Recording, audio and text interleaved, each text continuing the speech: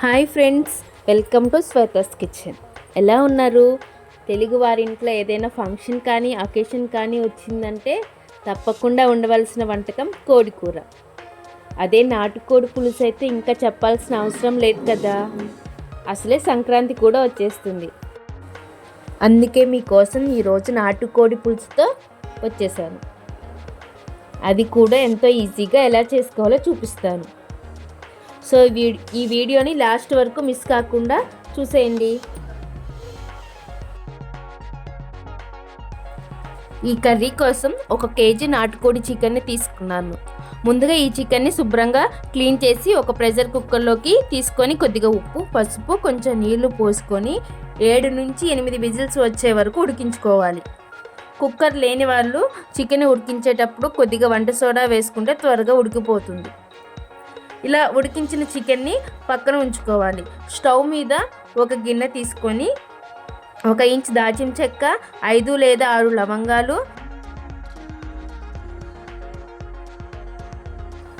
2 బిర్యానీ ఆకులు, 3 స్పూన్ల అల్లం వెల్లుల్లి పేస్ట్ వేసి పచ్చి వాసన పోయే వరకు వేయించుకోవాలి.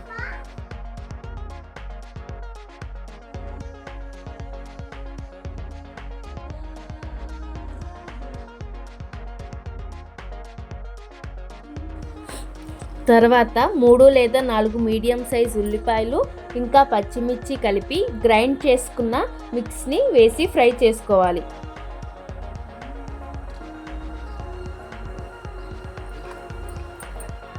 నాలుగు లేదా 5 నిమిషాలకు ఈ ఉల్లిపాయల మిక్స్ అనేది చక్కగా ఫ్రై అవుతుంది.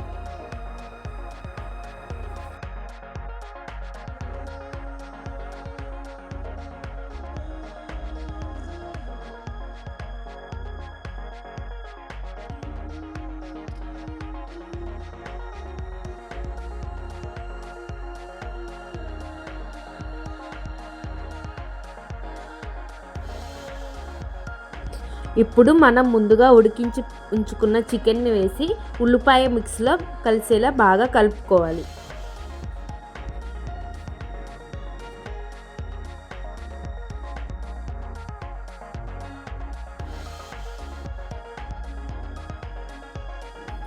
ఇలా ఈ చికెన్ని 15 నిమిషాలు ఉడికించుకోవాలి.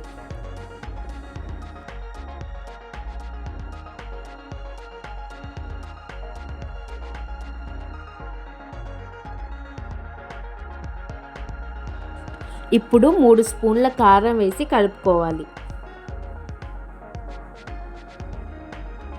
ఈ కారం పచ్చివాసన పోయే వరకు ఉడికించుకోవాలి.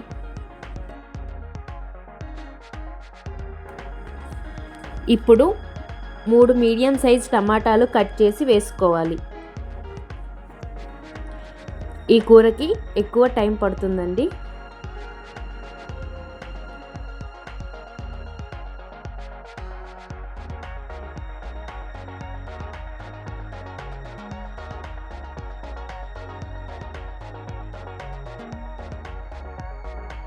ఇప్పుడు టేస్ట్కి సరిపడా ఉప్పు వేసి కలుపుకోవాలి.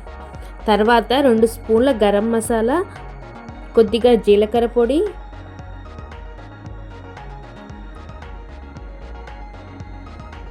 ధనియాల పౌడర్ వేసుకొని మసాలాలన్నీ కూరలో బాగా కలిసేలా కలుపుకోవాలి.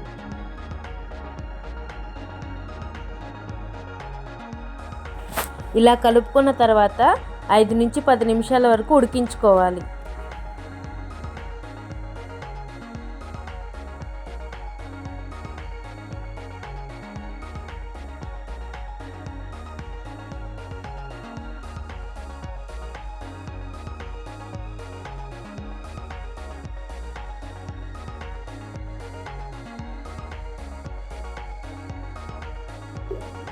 ఇంకా ఫైనల్గా కొద్దిగా కొత్తిమీర వేసుకొని దింపుకోవడమే.